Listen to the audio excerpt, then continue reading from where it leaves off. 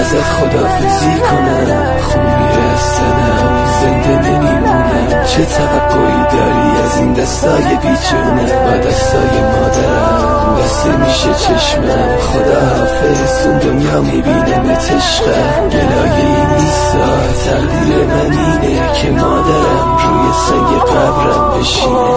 حلالم کن مادر، دنبال من نگرد، این تیغ لعنتی آبرو داری نکرد. میدونم شاید دلت تنگ شه یه روز بازم سر خاکم بشینی لالایی بگی واسم. اینجا پاییز نمیشه، برگا نمیریزه، خیابوناش هیچ کدوم آبر نداره. امان به جرم خودکشی جهنمی شدن، مثلا نترسیا به خدا آتیش نداره.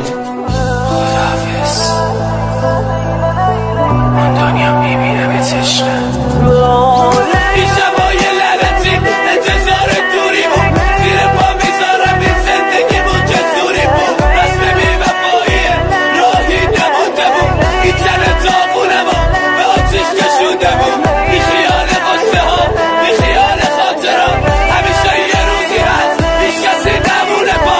شاید از دنیا فقط مردنش نمه منه، یکی با مردنش اینجا دل به دریا میزنه. دوباره قصه یکی بود یکی نمون، انگاری قلب شکستم سر به این دنیا نمون.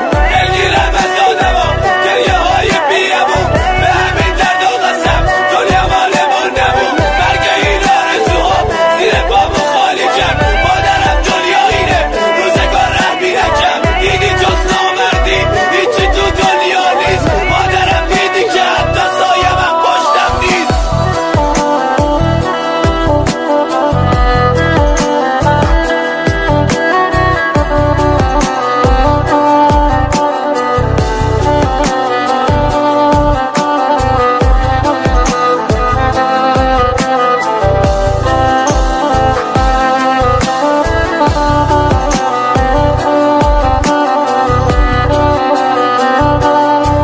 یادمه گفتی مرد نیستی اگه رگاتو نزنی، نتونستم ببینمت این دم رفتنی. مادر حلالم کن، امشب میبرنم رو دست. گفته بودم عروست چیره پاک نخورده است. این تن بمیره مامان مشکی نپوشیا، در خونه واسم نزنی پارچه های سیاه. مشتاتو نکوبی رو این خاک لعنتی، مرد رفتنم واسه همیشه راحتی. آبرو داری کن، نگن دلت خونه، این صدای چیه که داره قرآن میخونه. وصیتم اینه وقتی زیر خاکم مادرم بازم لالایی بخونه. اینجا معراج تو از روی زخماش میشناسم. اون خدا رو دیدم بدجوری گریه میکرد، واسه خدا تعریف کرد داستان عاشق خونده رو. اون فرشته ها بدجوری زانو زدن جلو.